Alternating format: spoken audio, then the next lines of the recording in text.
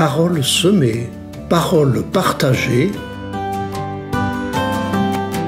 Une émission de Marc Thomas.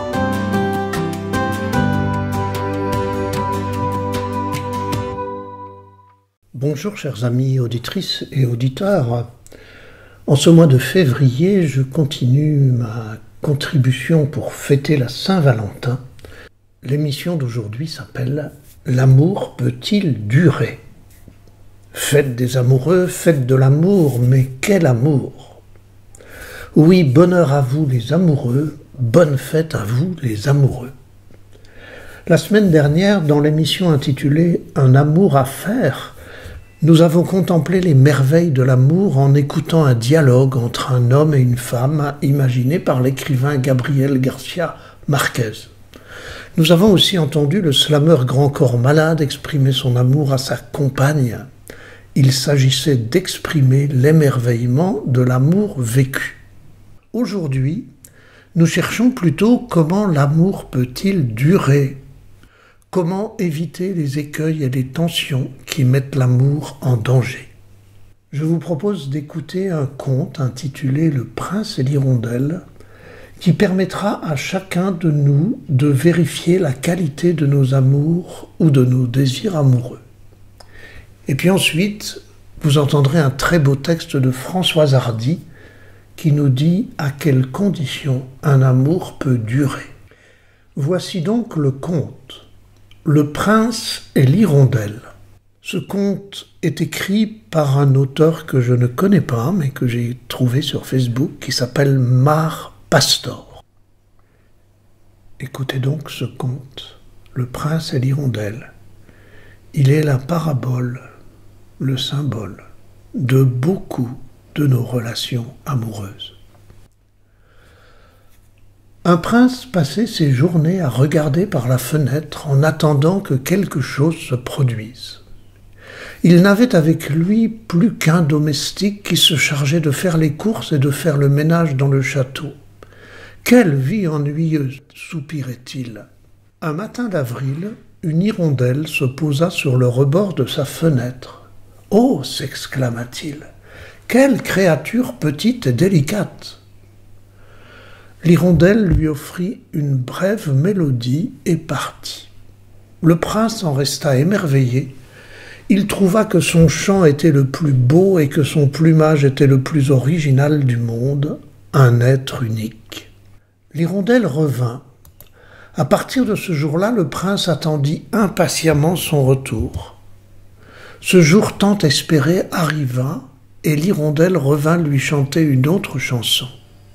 Il se sentit vraiment chanceux. « A-t-elle froid ?» se demanda-t-il juste après qu'elle ait pris son envol. La troisième fois que l'oiseau revint, le prince se demanda si elle avait faim. Il passa les jours suivants à construire une petite maison pour l'hirondelle. Il envoya son domestique acheter du bois et des clous et chasser des insectes. Finalement, après plusieurs tentatives malheureuses, il finit par lui ordonner de construire aussi la maison. « Maudit oiseau !» murmura le domestique. Il mit dedans des insectes et de l'eau, en plus de toiles en soie qui faisaient office de lit. Quand il vit comment l'hirondelle se posait sur le rebord, il approcha la petite maison et il prit du plaisir à voir comme elle buvait l'eau et elle mangeait de bon cœur la nourriture qu'il lui avait préparée. « Tu aimes ces insectes, ma douce hirondelle ?» lui demanda-t-il. « Je les ai chassés pour toi. » L'hirondelle parut acquiescer avant de s'envoler à nouveau. L'anxiété envahit alors le prince. Si elle ne revenait jamais, et si elle trouvait une meilleure demeure où s'abriter? Peut-être que d'autres princes avaient construit de plus belles maisons ou qu'ils chassaient eux-mêmes les insectes? Il ne pouvait pas l'accepter. Il n'existait pas deux hirondelles comme cela dans le monde. Le prince passa 2 jours sans dormir et à ne penser qu'à ça jusqu'à ce qu'il décide d'employer cette attente à fabriquer une porte avec un cadenas pour la petite maison. L'hirondelle, comme toujours, revint et quand elle entra pour goûter la nourriture, le prince l'enferma. « Je t'aime, lui avoua-t-il, et avec moi tu ne manqueras plus jamais d'eau ou de nourriture, et tu n'auras plus froid. » Un peu confuse, l'hirondelle se laissa enfermer par le prince par commodité. Elle appréciait la chaleur de son foyer et le fait de disposer de nourriture à sa portée sans avoir à fureter entre les plantations jusqu'à en trouver. Le prince plaça la cage sur sa table de nuit pour la saluer tous les matins en lui caressant la tête. Il lui demandait « Tu es mon hirondelle, chante-moi une chanson, ma jolie. » Cette vie n'est pas si mal, pensait l'hirondelle, et elle chantait. Mais avec le temps, sa musique se fit de plus en plus étouffée, jusqu'à ce qu'elle devienne muette. L'hirondelle perd sa voix. « Tu ne chantes plus ?» lui demanda le prince étonné. « J'étais heureux quand tu chantais. » L'hirondelle lui répondit. « Mon chant s'inspirait du courant de la rivière, du bruit du vent dans les arbres, du reflet de la lune dans les rochers de la montagne. Quand j'étais contente, je te faisais écouter mon chant. Mais maintenant, dans cette cage, je ne trouve pas d'inspiration. »« Mais je fais ça parce que je t'aime, dit le prince. C'est dangereux que tu voles là-bas toute seule. Et si tu as un accident? Et si tu ne trouves pas de nourriture? Et si un chasseur te tire dessus ?» L'hirondelle demanda « Mais qui? Qu'est-ce que c'est qu'un chasseur ?» Le prince répondit « Je prends soin de toi et je te protège. Ici, tu es à l'abri de tous les dangers. » Un jour, le prince se réveilla en sursaut. Il alla caresser l'hirondelle et il la trouva morte. Pris de colère, il alla chercher son domestique et il le renvoya parce que pour lui, c'était sans doute un des insectes qu'il avait chassés qui était responsable de sa mort.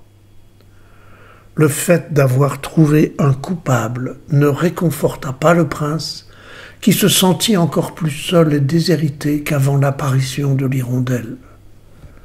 Jusqu'à ce qu'une autre se pose sur sa fenêtre et lui chante une chanson, la plus jolie qu'il avait entendue de toute sa vie. C'était le conte original de Mar Pastor, qui ressemble tant, parfois, aux relations entre un homme et une femme dans un couple.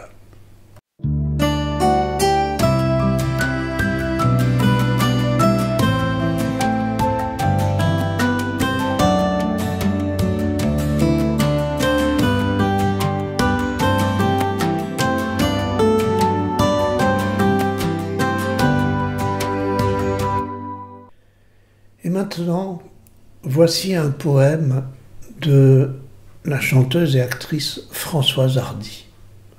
Il est intitulé « Aimer jusqu'au bout de la vie ». Un jour viendra où nous serons assis côte à côte, nos cheveux argentés, témoins du temps passé, et nos mains, marquées par les épreuves, se chercheront encore. Alors, tu me demanderas « Comment avons-nous traversé tout cela ?» Et je te répondrai avec un sourire empreint de tendresse, parce que nous avons choisi de nous écouter, même quand le silence semblait plus simple. Parce que chaque épreuve a été pour nous une occasion de nous rapprocher, et non un prétexte pour fuir. Parce que nous avons appris à apprivoiser les tempêtes, à les transformer en leçons plutôt qu'en regrets. Parce que même dans les ténèbres, nous avons toujours su trouver une lueur, une raison d'avancer. Parce que nos rires ont pansé nos blessures et nos silences, pleins de promesses, ne se sont jamais brisés. Mais surtout, parce que chaque fois que l'amour était mis à l'épreuve, nous l'avons choisi encore et encore, même lorsque c'était difficile. C'est ainsi que nous sommes arrivés ici, toi et moi, main dans la main, ensemble.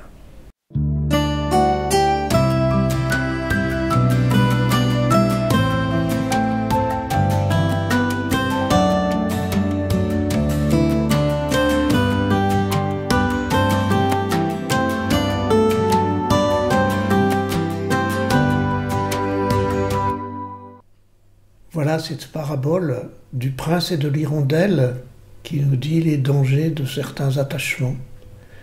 Et puis ce très beau texte, d'un amour jusqu'au bout de la vie. Je vous invite maintenant à écouter en vous les résonances de ces deux textes, le bel acte de foi de Françoise Hardy et les écueils du conte du prince et de l'hirondelle. Demandez-vous où vous vous reconnaissez, écoutez ce qui a vibré en vous, accueillez les questionnements qui viennent en vous suite à tout cela. Et pour celles et ceux qui cherchent la dimension chrétienne de tout ce parcours, nous nous retrouverons la semaine prochaine pour une émission intitulée « Sacrement de l'amour ». Bonne semaine.